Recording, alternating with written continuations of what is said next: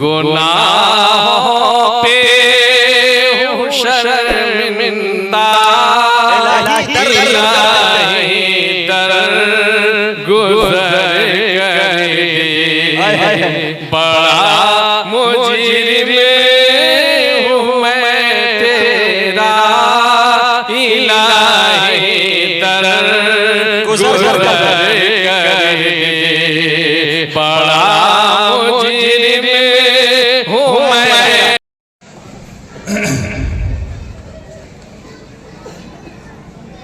فقد قال الله تبارك وتعالى في كتابه العزيز: أعوذ بالله من الشيطان الرجيم، بسم الله الرحمن الرحيم. إن الله لا يغير ما بقوم حتى يغيروا ما بأنفسهم. صدق الله العظيم. اللہ سبحانہ وتعالیٰ کا احسان ہے، اللہ کا شکر ہے کہ ہم سب لوگ آج یہاں جمع ہوئے ہیں تاکہ ہم لوگ اپنے معاشرے میں جو چند باتیں پیدا ہو گئی ہیں اس سلسلے میں بات چیت کر سکیں اور تحفظ دین کے نقطہ نظر کچھ بات سمجھ سکیں، سمجھا سکیں۔ سبحان اللہ و بحمدہ، سبحان اللہ العظیم۔ اللہ سبحانہ وتعالیٰ کی حمد و ثنا کے بعد میں شکریہ ادا کرنا چاہتا ہوں آپ تمام حضرات کا جو یہاں اتنی دیر سے بیٹھے ہوئے ہیں اور مختلف نقطہ نظر سے دین کو کیسے مضبوط کرنا ہے، اصلاح معاشرے کی اصلاح کیسے کرنی ہے، اس سلسلے میں بات چیت سن رہے ہیں۔ اللہ تبارک تعالیٰ آپ سے قبول فرمائے۔ اصل میں جس چیز کو ہمیں آج سمجھنا ہے وہ یہ ہے کہ شریعت کس چیز کا نام ہے، شریعت ہمیں کہاں سے ملی ہے۔ شریعت جہاں سے آئی ہے وہاں سے جس اینٹیٹی سے آئی ہے، جس طرف سے آئی ہے، کیا اسے شریعت بنانے کا حق بھی تھا؟ اگر یہ بات سمجھ میں آ جائے اور یہ بات دل میں اتر جائے تو اس کا تحفظ آسان ہو جائے گا۔ اس بات کو سمجھیے، آپ بازار جاتے ہیں، آپ ایک کھلونا خریدتے ہیں بچے کے لیے، یا آپ بازار جاتے ہیں آپ اپنے لیے ایک لیپ ٹاپ لے کر کے آتے ہیں، یا آپ بازار جاتے ہیں اور آپ اپنے لیے کوئی سامان لے کر کے آتے ہیں۔ اب اس سامان کے مالک مختار آپ ہوئے، آپ کا پورا حق اس سامان پر ہے۔ آپ فریج خرید کر کے لے کر کے آئے، آپ اس کو ٹھنڈا رکھیں گے، بہت ٹھنڈا رکھیں گے، برف جمائیں گے، یہ آپ کا اختیار ہے، یہ فریج کا اختیار نہیں ہے۔ آپ بچے کے لیے ہوائی جہاز خرید کر کے لے کے آئے، اس ہوائی جہاز کو چلانا ہے، اس کو ہاتھ سے اڑانا ہے، یہ بچے کا اختیار ہے، ہوائی جہاز کا اختیار کچھ نہیں ہے۔ بات سمجھ میں آ رہی ہے؟ ٹھیک اسی طریقے سے ہم لوگوں کو بھی کسی نے بنایا ہے، اس پوری دنیا کو کسی نے بنایا ہے۔ یہ دنیا شروع میں جب کچھ نہیں تھا، اللہ نے عدم سے اس دنیا کو بنایا۔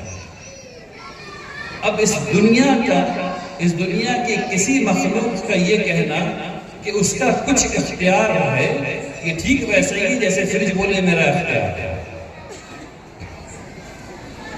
بات سمجھ میں آ رہی ہے؟ جس طرح سے لیپ ٹاپ اگر یہ کہنے لگے کہ میرا اختیار ہے، ابھی نہیں چلیں گے، ابھی ہم آن نہیں ہوں گے، یہ تصور کے باہر کی بات ہے۔ ہم لوگوں کو اللہ تبارک تعالیٰ نے عقل دے دی اور اختیار دے دیا، تو ہم کو یہ لگتا ہے کہ ہمارے پاس واقعی اختیار ہے، اصل میں نہیں۔ اختیار تو تمام اللہ کا۔ کیوں؟ کیونکہ ہم فریج ہیں، ہم وہ ہوائی جہاز ہیں جو بچے کے ہیں، ہم وہ لیپ ٹاپ بنایا کسی اور نے، اختیار ہے اس کا، اس کو بتانا ہے کہ آپریٹنگ سسٹم کون سا لگے گا، اس کو بتانا ہے کہ 3 دفعہ دروازہ فریج کا کھلے گا یا 2 دفعہ کھلے گا دن میں، کولنگ جو ہے وہ 100 پہ رہے گی یا معاف کیجیے 5 پہ رہے گی یا 0 پہ رہے گی، ٹھیک ہے نا؟ تو یہ جو آپریٹنگ سسٹم ہے، یہ جو چلنے کا نظام ہے، اس کو شریعت کہتے ہیں جو اللہ نے دیا، اور یہ شریعت انبیاء کو دی گئی، دین شروع سے قائم کیا گیا، دین شروع سے قائم کیا گیا، لا الہ الا اللہ، کوئی خدا نہیں سوائے اللہ کے، دین وہاں سے شروع ہوا، شریعتیں بدلتی رہی ہیں۔ آپ سب جانتے ہیں حضرت موسیٰ علیہ السلام کو کتاب دی گئی، حضرت عیسیٰ علیہ السلام کو کتاب دی گئی، محمد رسول اللہ صلی اللہ علیہ وسلم کو کتاب دی گئی، اور یہاں پر دین کو مکمل کر دیا گیا، شریعت آخری نازل کر دی گئی۔ اب اس شریعت کے بارے میں یہ بات ہو رہی ہے کہ اس کی حفاظت کرنی ہے، یعنی کہ قرآن اور حدیث کی حفاظت کرنی ہے۔ بات سمجھ میں آئی؟ یہ وہ رشتہ ہے جس کی حفاظت کرنی ہے۔ اب شریعت میں 2-4 چیز کو سمجھیے، اللہ کتنا رحیم ہے، اللہ تبارک تعالیٰ نے ہم پر کتنا رحم کیا ہے۔ یہ مثال میں نے آج صبح بھی دی اور پھر آپ کے سامنے اس کو رکھتا ہوں۔ اللہ تبارک تعالیٰ نے ہمارے لیے وراثت کا قانون بنایا ہے، اور اس نے بتایا کہ یہ وارث ہو سکتے ہیں، یہ وارث ہو سکتے ہیں، یہ وارث ہو سکتے ہیں، یہ وارث ہو سکتے ہیں۔ صرف آپ کے بھائی بہن بیٹا نہیں، یعنی ایک لسٹ ہے لوگوں کی جو آپ کے مال کے وارث ہو سکتے ہیں۔ اب اس کو اس طرح سمجھیے کہ اگر آپ نے مال خود کمایا اور نہیں کمایا، دونوں ہی حالت میں آپ کی جو چیز ہے وہ بٹنی ہے۔ اب آپ نے کہا کہ ہم کو اسلام نہیں ماننا، ہم کو شریعت نہیں ماننا، ہم مجھے عدل کرنا ہے، مجھے یہ پتا ہے کہ عدل کیسے ہوتا ہے، میری 2 بیٹی 2 بیٹا۔ اب آپ نے یہ کیا کہ اپنی ساری جائیداد 25% 25% 25% 25% بانٹ دی۔ اب کیا ہو گیا؟ اب یہ ہوا کہ وہ بیٹی جس نے آپ کے لیے سحری بنائی تھی، اس نے کہا کہ مجھے صرف ابا نے 25% دیا، ہم نے تم کے لیے رات میں اٹھ کے روٹی بنائی تھی۔ بیٹے نے دن میں کام کیا تھا، ابا کے لیے رات میں اٹھ کے روٹی نہیں بنائی تھی۔ بیٹے نے کہا کہ ہم کو بھی صرف 25% دیا، ہم نے تم کے لیے کمایا تھا۔ دونوں حال میں کوئی خوش نہیں، کوئی خوش نہیں، کیونکہ انسان کا دل ایسا اللہ نے بنایا ہے کہ اس کو ہمیشہ زیادہ چاہیے، ہمیشہ زیادہ چاہیے، اس کو ایسا محسوس ہوتا ہے کہ اس کی خدمت زیادہ ہے، تب اس کو زیادہ چاہیے۔ تب آپ نے اتنی محنت سے جو 25% بانٹا، آپ تو چلے گئے اوپر، اور آپ کے دعائیں مغفرت کرنے والا کوئی نہیں، کیونکہ ہر بچے کو لگ رہا ہے کہ اس کو زیادہ ملنا چاہیے تھا، ہم نے اس سے زیادہ خدمت کی۔ تب اللہ سبحانہ وتعالیٰ کا نہیں، یہ والا نظام یہاں پہ نہیں چلے گا، یہ تو میں اپنے ہاتھ میں رکھوں گا۔ اب اللہ نے اس کو اپنے ہاتھ میں دے دیا، اور ہم لوگوں کو وراثت کا قانون دے دیا تاکہ کسی باپ کو یہ فیصلہ نہیں کرنا پڑے کہ کس کو کتنا کتنا ملنا ہے، اس کے بھائی کو کتنا ملنا ہے، بیٹی کو کتنا ملنا ہے، بیٹے کو کتنا ملنا ہے، بیوی کو کتنا ملنا ہے، اماں کو کتنا ملنا ہے، ابا کو کتنا ملنا ہے۔ یہ سب اللہ نے طے کر دیا۔ اب ہماری چیز ہمارے ہاتھ سے باہر، اب بیٹے کو بھی جھک مار کر کے ماننا ہے کیونکہ اسلام کے مطابق فیصلہ ہے، بیٹی کو بھی جھک مار کے ماننا ہے کہ اسلام کے مطابق فیصلہ ہے۔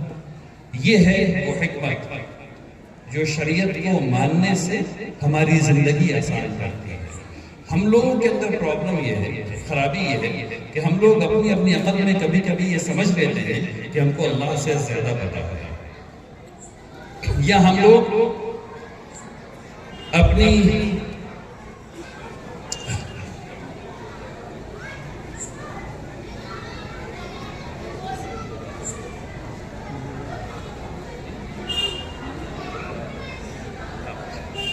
لوگ اپنی اپنی لالچ میں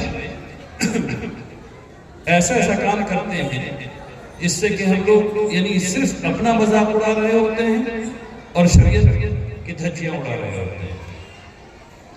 تو ہم لوگوں کو یہ سمجھنا چاہیے کہ اللہ تبارک تعالیٰ نے جو نازل کر دیا اس پر قائم رہنا، تمام باتوں کو چھوڑ کر کے ہم لوگوں کو شریعت سمجھنا چاہیے اور سمجھانا چاہیے۔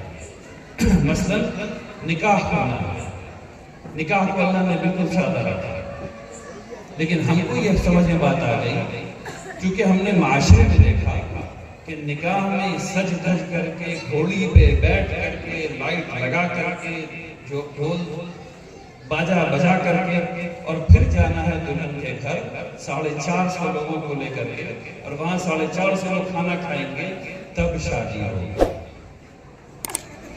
میں آپ کو ایک واقعہ سنانا چاہتا ہوں، میوات کا، بہت پہلے کی بات تھا۔ میوات میں یعنی پچھلی صدی کے شروع